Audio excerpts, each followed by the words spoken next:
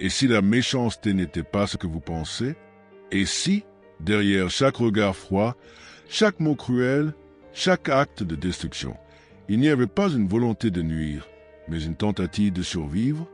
Nous avons été enseignés à nommer de mauvais aquilo que nao comprendemo, mas so mal fos apnao eco de formado de humador antiga, une cicatrice invisible qui, n'ayant jamais été reconnue, se transforme en arme. Peut-être que ce que vous appelez cruauté n'est que l'armure que l'enfant blessé a dû forger dans l'obscurité. Vous croyez que le trauma affaiblit, qu'il brise, qu'il réduit l'être à l'impuissance. Mais Nietzsche nous murmure autre chose, que dans la chute, il y a une naissance, que ce qui saigne aujourd'hui peut devenir la lame de demain. La question n'est pas pourquoi certains deviennent mauvais, mais pourquoi d'autres ne le deviennent pas. Qu'est-ce qui fait basculer un cœur humain dans l'ombre? Une injustice, un abandon, une vérité trop lourde pour l'âge de celui qui l'a reçue? Peut-être que ce qu'on appelle aujourd'hui méchanceté n'est que l'expression crue d'une mémoire que personne n'a voulu entendre. Il y a, dans chaque être qui détruit, un mythe enfoui. Une scène que le monde n'a jamais vue, mais qui, en silence, orchestre chaque geste. Et si ce n'était pas la haine, mais la honte qui poussait les âmes à l'attaque, et si l'hostilité n'était qu'un cri tordu, le langage brut d'un esprit qui ne sait plus comment demander de l'aide sans être dévoré, vous pensiez connaître vos monstres, mais avez-vous déjà osé leur parler? Regardez autour de vous. Ceux qui vous blessent aujourd'hui ont peut-être été ceux qu'on n'a pas su protéger hier. Dans chaque regard durci, une enfance exilée. Dans chaque silence glacé, un cri étouffé. Et si le mal, le vrai, n'était pas dans l'acte, mais dans l'indifférence qui l'a précédé, Nietzsche nous avertit. Ce n'est pas le chaos qui corrompt, mais l'ordre figé, celui qui nie, qui enferme, qui refuse à l'âme le droit de crier sa fracture. Alors, je vous pose une question que vous ne pourrez plus oublier. Et si la malveillance n'était qu'une armure forgée dans les flammes du souvenir?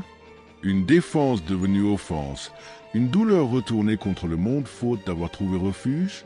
Ce que vous allez entendre ne sera pas une explication, ce sera un miroir. Un labyrinthe de mots où se perdra votre certitude. Et peut-être, si vous osez rester jusqu'au bout, la première fissure dans votre idée du mal. Vous croyez connaître vos blessures, mais elles vous regardent encore de l'intérieur, silencieuses, comme des bêtes sauvages que vous avez oubliées en cage. Et pourtant, elles n'ont jamais cessé de respirer. Il y a, dans chaque éclat de violence, une tendresse non vécue, une prière refusée par le monde, un geste de secours transformé en poing. Ce que vous appelez malveillance pourrait bien être qu'un amour défiguré, un instinct de vie perverti par trop de refus, trop de silence. Il n'existe pas de haine pure, seulement des cœurs qui ont trop longtemps attendu une main.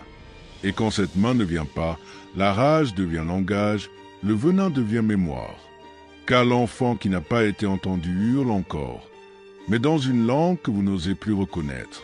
Il n'y a pas de monstre, il n'y a que des âmes non vues qui ont appris à survivre dans la pénombre. Vous avez cru que le mal surgissait du néant, mais il est tissé d'abandon minuscule, d'humiliations répétées, de regards détournés. La vraie naissance de la cruauté n'est pas un choix, c'est un effet secondaire. Un cri fossilisé dans l'os, un instinct mutilé. Et dans cette mutilation se loge une vérité insupportable. Ce que vous jugez, ce que vous condamnez, ce que vous exterminez parfois, n'est peut-être que l'écho de ce que vous avez vous-même appris à taire.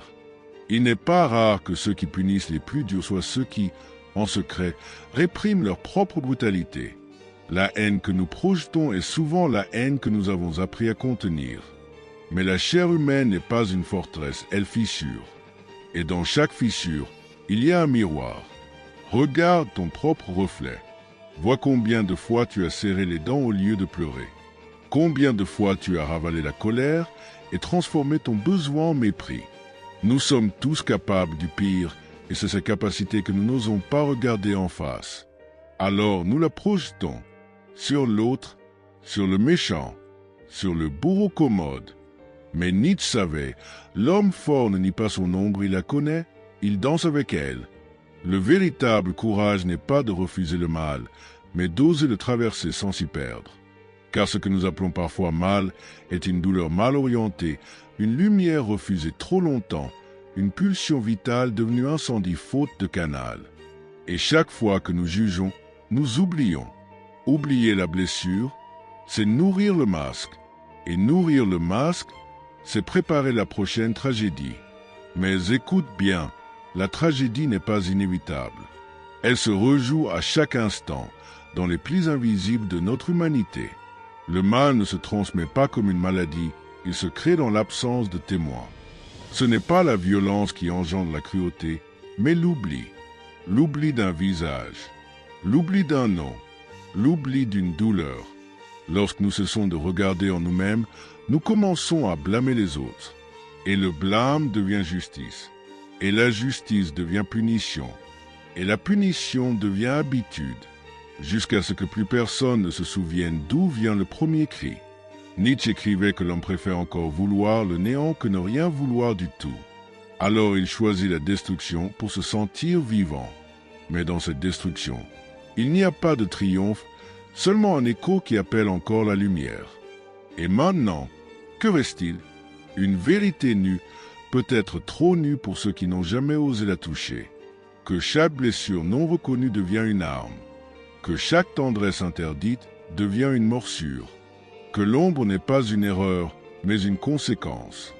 Et si tu ressens un malaise, une tension, un vertige doux, c'est que quelque chose en toi se souvient.